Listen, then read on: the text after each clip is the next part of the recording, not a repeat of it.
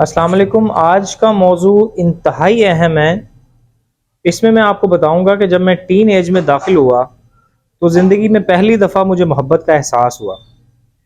اب وہ احساس میں نے جا کے اپنی والدہ سے شیئر کیا کہ امی جان فلاں لڑکی ہے تو مجھے اس سے محبت ہو گئی ہے۔ میری والدہ نے نہ تو میرے منہ پہ تھپڑ مارا، نہ میرے والد کو بلا کے میری کٹ لگوائی، اور نہ ہی مجھے موٹی موٹی گالیاں نکالی۔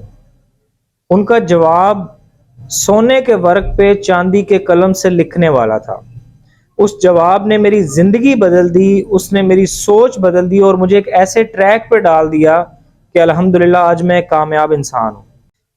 لیکن اس سے پہلے ایک چیز جو میں آپ کو سمجھانا چاہوں گا وہ کہ انسان کی نشو و نما تین قسم کی ہوتی ہے۔ بدقسمتی سے ہمیں دو نشو و نما کا پتہ ہے اور دو پہ ہی ہم فوکس کرتے ہیں، تیسری کا ہمیں پتہ ہی نہیں ہے۔ پہلی نشو و نما بچے کی جسمانی نشو و نما ہوتی ہے۔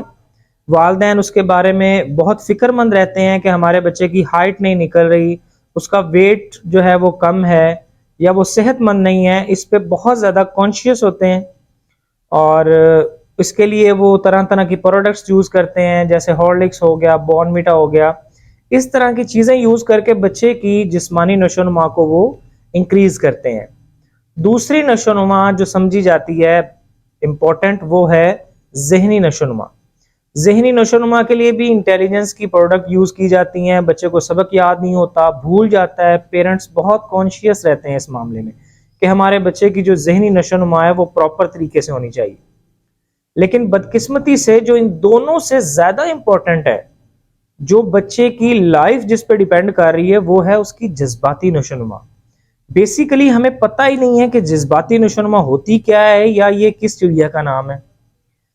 اس پہ میں آج تھوڑا سا آپ کو ڈسکس کروں گا کہ یاد رکھیں بیسیکلی انسان میں 26 ایموشنز ہوتے ہیں، 26 جذبات، اور وہ جب بچہ بچپن سے ان جذبات کی نشو و نما ہوتی ہے اور ٹین ایج میں جب داخل ہوتا ہے تو سمجھ لیں کہ ان جذبات کا عروج آتا ہے، ان کا سیلاب آ جاتا ہے۔ ان میں تین جذبات بہت زیادہ طاقتور ہوتے ہیں۔ پہلا جذبہ محبت کا ہے، دوسرا جذبہ نفرت کا ہے، اور تیسرا جذبہ خوف کا ہے۔ یہ سب سے پاورفل ایموشنز ہیں۔ اب سیلاب آ رہا ہے تو ہم اگر تو اس کے آگے بند باندھیں گے تو کیا ہوگا کہ سیلاب اس بند کو توڑ دے گا، یا اگر ہم نے کوئی بہت ہی مضبوط بند باندھ دیا ہے تو وہ اپنی مرضی کا رستہ اڈاپٹ کر لے گا اس بند کو سے ٹکرانے کے بعد۔ ہم لوگ کیا کرتے ہیں، ہم لوگ جو پیرنٹس ہیں وہ یا تو بند باندھ دیتے ہیں کہ نہیں یہ کام کرنا ہی نہیں، یہ کام ہونا ہی نہیں چاہیے، یا ہم اتنے سٹرونگ ہو جاتے ہیں کہ بچے اپنی فیلنگ ہم سے شیئر ہی نہیں کرتے، اور وہ بند سے ٹکرانے کے بعد سیلاب اپنا رستہ خود تلاش۔ جب ہم بچے کے جذباتی نشو و نما نہیں کرتے یا اس کے جذبات کو نہیں سمجھتے تو کیا ہوتا ہے؟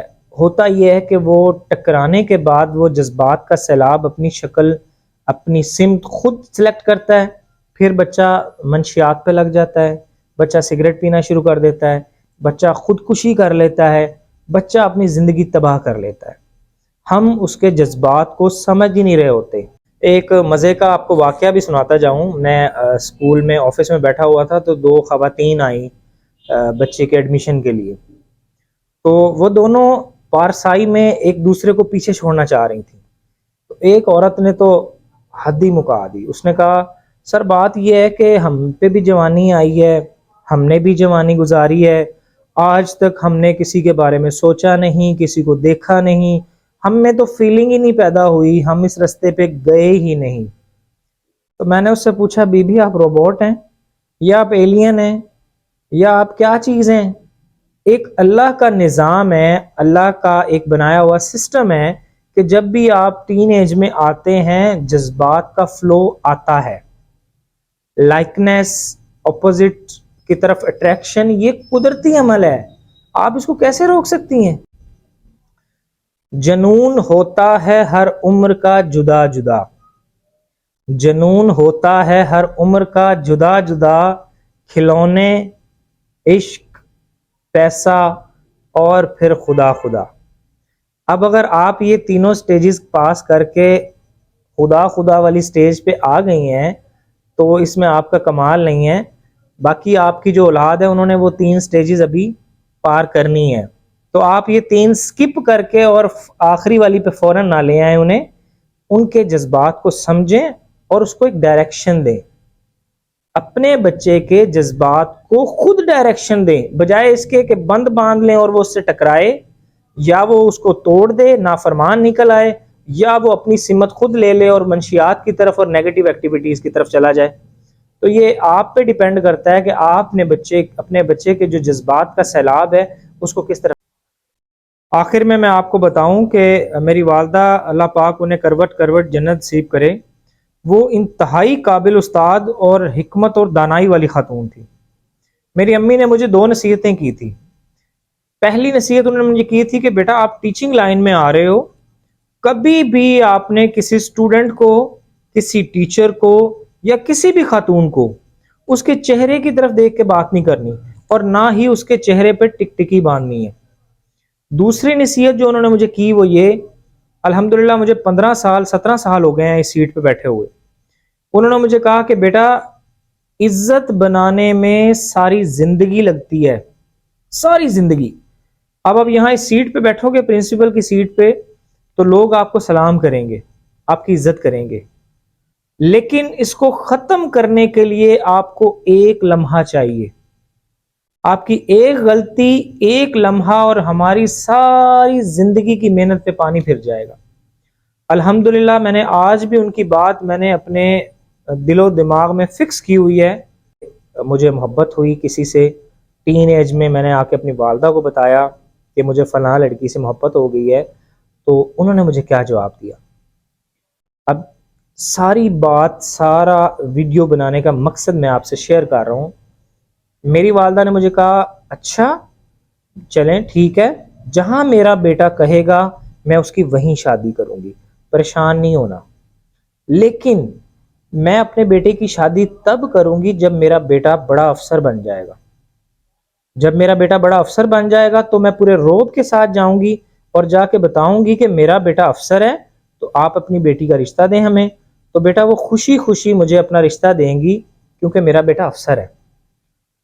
اگر میں اب جاتی ہوں اور جا کے ان سے آپ کے رشتے کی بات کرتی ہوں تو وہ مجھے پوچھیں گے کہ آپ کا بیٹا کرتا کیا ہے، تو میں انہیں بتاؤں گی کہ میرا بیٹا ابھی کچھ بھی نہیں کرتا، وہ تو پڑھتا ہے.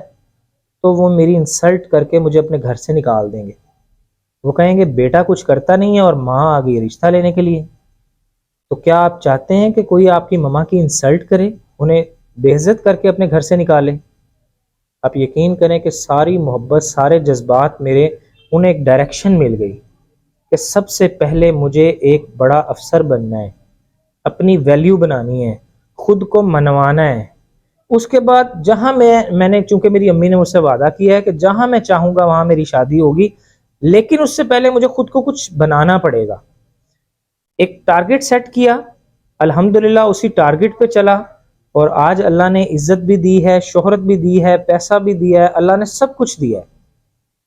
تو ساری بات کرنے کا مقصد یہ ہے، بجائے بند باندھنے کے، بجائے مارنے پیٹنے کے، اپنے بچے کو ایک ڈائریکشن دیں، ایک مقصد دیں. اگر آپ نہیں دیں گے، آپ ان کے جذبات کو دبا دیں گے یا ان سے یہ بات نہیں کریں گے یا کچھ بھی نیگیٹو کمنٹس کریں گے، پھر کیا ہوتا ہے محبت میں ناکامی کی صورت میں منشیات استعمال کرتے ہیں بچے، نیگیٹیوٹی میں چلے جاتے ہیں، پڑھائی چھوڑ دیتے ہیں، زندگیاں تباہ کر لیتے ہیں. اس کی وجہ یہ ہے کہ ہم نے ان کے جذبات کو ڈائریکشن ہی نہیں دی، انہوں نے اپنی ڈائریکشن خود بنا لی. تو جب وہ ڈائریکشن بناتے ہیں تو وہ بہت زیادہ خطرناک ہو سکتی ہیں.